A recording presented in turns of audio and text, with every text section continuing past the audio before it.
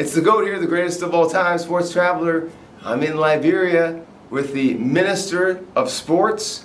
Thank you very much for having me, and check out the trophies behind me, which is relevant because Liberia is the only country that produced FIFA FIFA Player of the Year and the Ball d'Or winner, George Weah. Thank you so much for your time. Thanks for recognizing Liberia. My name is Gerald Cole Bangalore, Minister of Youth and Sports, Republic of Liberia.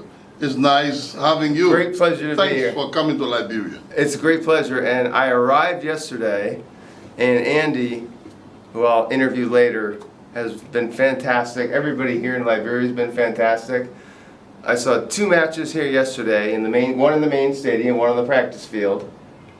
And then I think the highlight of the night was seeing the match later in the evening, Watanga against the Warrior. Black man Warrior. 3-3, very competitive, some really exciting goals. So Liberia has a population of only 5 million people, but it's produced the only FIFA and Ball d'Or winner, George Weah, who was also the president of the country.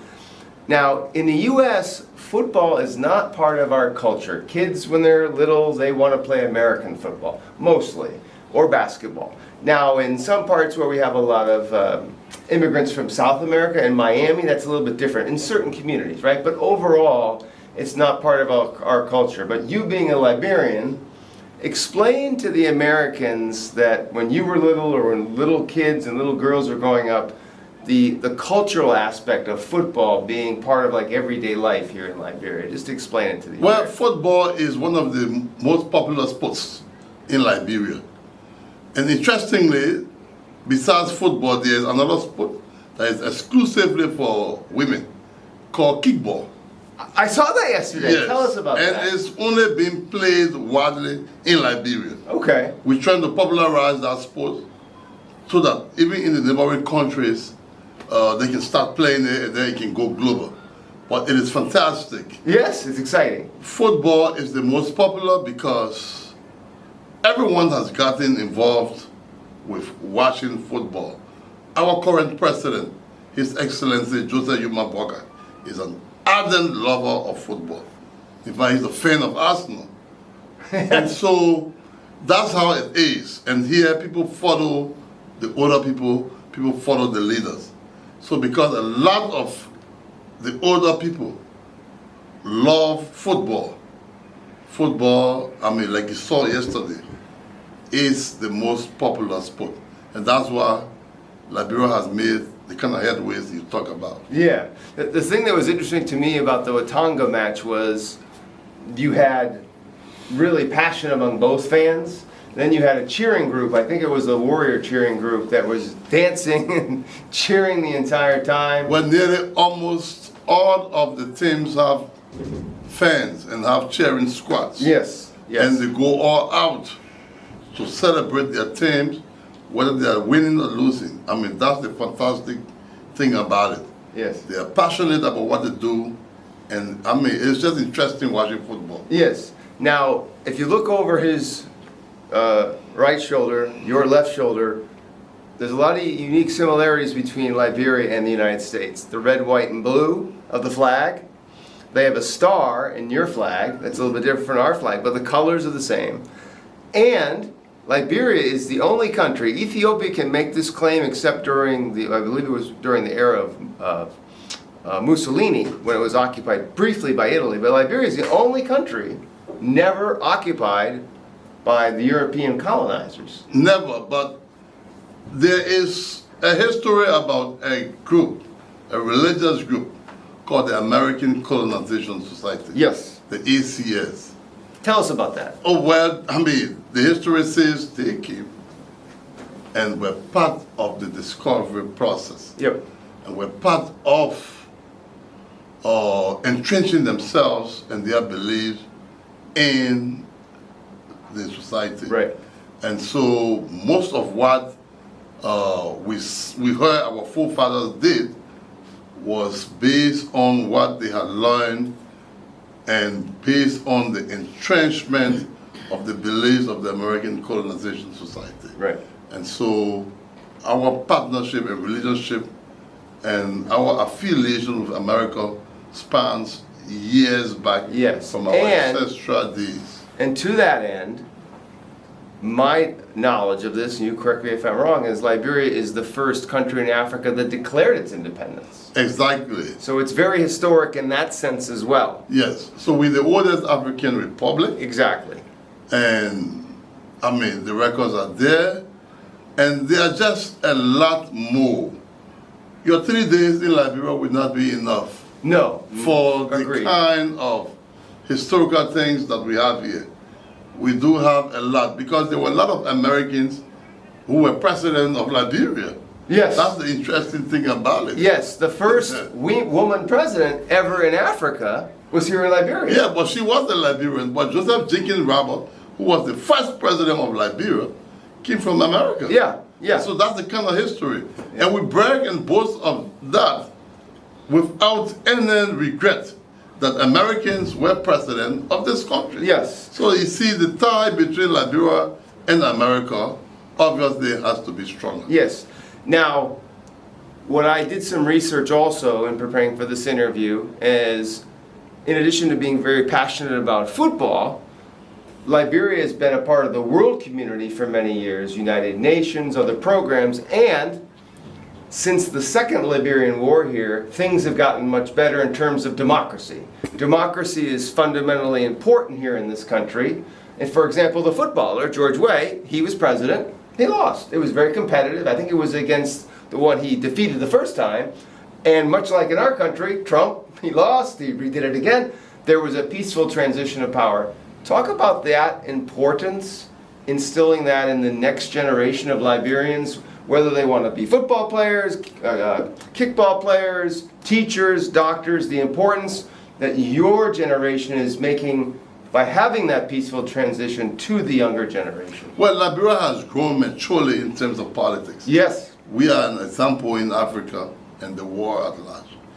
And so since 2005, we have had consistent elections after the 10 years in the peaceful, For 20 years now, peaceful atmosphere. Yeah. So yes, Liberians realize and have accepted that the best way to transition is through elections. So we don't compromise that. You may have all of your little political differences, but at the end of the day, we are fully aware that it is at the ballot box that we make the decisions. So Liberians are aware of that, and no one can circumvent that process.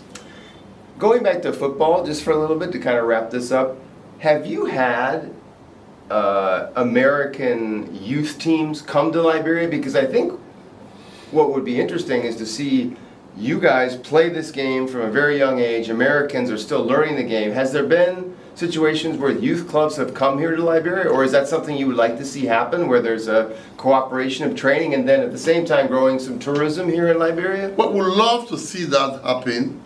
One thing I know of, even coming up, is that there have been a lot of Liberian athletes who live in America. Yes. Some of them are Americans who have come down to play here. Yes. They have brought teams from there to come. Right. They are residing in America, come here, play and associate. And a lot of Liberians leave from here and go there. Yes. While going to school or in college, they are playing. Yes. Some of them are playing real serious soccer. Oh yes, and there's actually a few serious American basketball. football players that American that football moved players. from that. There's families during, I believe, during one of the first or second Liberian civil wars. Yeah. Their parents made the decision, for the benefit of their child, which makes sense. Let's go to the United States, and then they played in the NFL. And I'll put a few of those at the bottom of this video. But what I'm thinking is, 20 years you've had progress here, no civil war, peaceful transition of power like in the United States. And the time difference, I was watching this morning when I was watching the news, it's only a 4-hour time difference from Liberia to New York, yes. which is, I think, the same as in some cases the Dominican Republic's only 4 hours from some cities in the United States, which is in the Caribbean, just for perspective. So I could see this going, I would hope this would happen more, where Liberian athletes and U.S. athletes, particularly with football, where Americans are trying to grow the game a little bit more, there could be that partnership. Well, I was in the United States a few months ago, and I had discussions with some prominent Liberians in Pennsylvania. Oh, great. And what we are trying to arrive at is consummating a relationship that will ensure that Liberian athletes, especially in high schools, will participate in the Penn State Relay. You know, that is... The Penn Relays. The Penn in Pennsylvania, Relays, which is the yes. famous Franklin The Field. Penn Relays, Yep. you know. Yep. That I've is been there. something that is overly exciting. Yeah. And so they have agreed that they will work with us to see Liberian athletes participate in the Penn Relay. And, you know, that's a great beginning for our athletes. You know, a Liberian athlete, Joe Fambolet, participated in the Paris Olympic and is among the top 8 best athletes in the world in terms of the 200 meter. So it's not just the soccer side or the football, but even athletics. Yes. We Well, do I think, you know, with a population of 5 million and so many great African athletes, not just in Liberia, but in the 53 other African countries, but it's been 20 years since the Civil War, so that it's only going to get better, I think, for Liberia. I just want to ask you one last question, and I want you to explain this to the American audience. I have not been to the AFCON, but for football, but I've talked to many friends that have been, and they keep saying, Joe, you've got to go to AFCON. So it's my goal to eventually go. Liberia, I believe, has been in it 2 times. 2 times, yes. When that's happened, when Liberia was participating, tell me about what it's like in the country. Is there this sort of sense of pride to be in that tournament? Tell me about what that tournament means to Liberians and what it means to an African nation to be in that tournament, how important it is culturally. And I can tell you that coincidentally, those tournaments that we took part in were during the heat of the civil crisis here in Liberia. Oh, interesting. I didn't research When that. Liberians were scattered all over. But our national team qualified, interestingly, and were at the African Cup of Nations. Liberians forgot about the war at that point. That's where you see that sports is a unified. Yes. So Liberians forgot about the war. They were all in refugee camps, scattered both internally and externally. But when the national team is playing, you see Liberians glued to the television, all in celebration when we win or together. At that point, no one cared about the war. So that's how you see the importance of sports. So during that time, like you asked, Liberians were proud of being Liberians. Whenever this flag was flown, Liberians were happy. They were all together. And I'm sure that also contributed to the disarmament process. Interesting. Interestingly, because after the African Cup of Nations, Liberians, a lot of them felt there's no need continuing. We are all one. Because at that point, there's no tribal divide. Liberians were Liberians, like you saw the games yesterday. That was great. When people are together as fans of Watanga, Yeah. at that point they don't care what's your language. Right. The only thing they know is Watanga. Right. And they're all together at that point, or black men warriors. Yeah, and the fans were respectful to one another. I mean, there was some fun jousting in the crowd. Yes. But you know, there's some countries you go to football matches and you're like, Yes. So, well, no, it the was fans, not like that. It was fun, fans- but not crazy. Our leagues are played here, and the fans, I must give it out to them. They've been very mature. Very They respectful. accept the result. But there's something that contributes to that. We have tried to work with those who are umpiring the games, the referees, so that they can do what FIFA requires. And that they're treated with The respect. hallmark is Yep. fair play. Yep, exactly. Once you do that, there will always be peaceful matches. Yep, yep. Thank you so much for your time. Very Thanks, grateful. Joe. Thanks. I've had a great time here in Thanks. Liberia. The people are But wonderful. you didn't say something.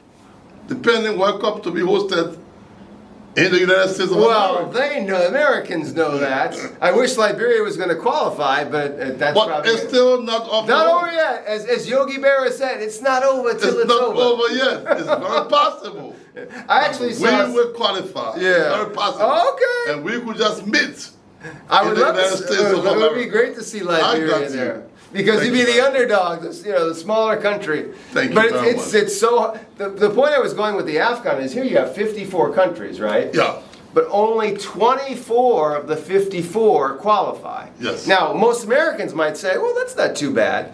But when football is an integral part of the culture in every country here, you have so many good teams that when you did qualify, especially during the Civil War, my God, I can only imagine the sense of pride that was. So thank you for sharing that story.